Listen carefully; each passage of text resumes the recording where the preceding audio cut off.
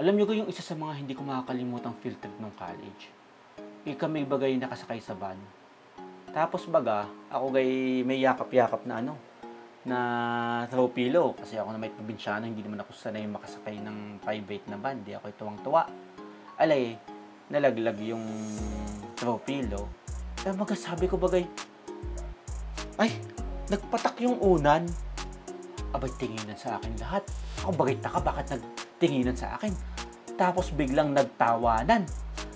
Ay, doon ko lang nalaman na ang nagpapatak lang pala sa Maynila likido at tubig. At ang anything na solid ay hindi pala pwedeng magpatak. Kaya ang ituturo ko sa inyong Batanggenyo word for today ay patak.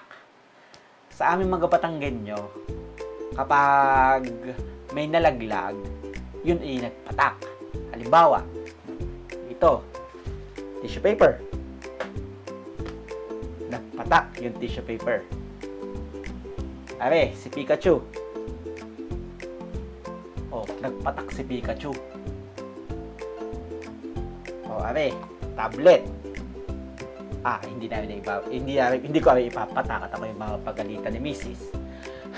Kaya kapag kayo ay may kasamang Batanggenyo at nagsabing nagpatak, huwag kayong magugulat at yun ni normal lang sa aming mga Batanggenyo.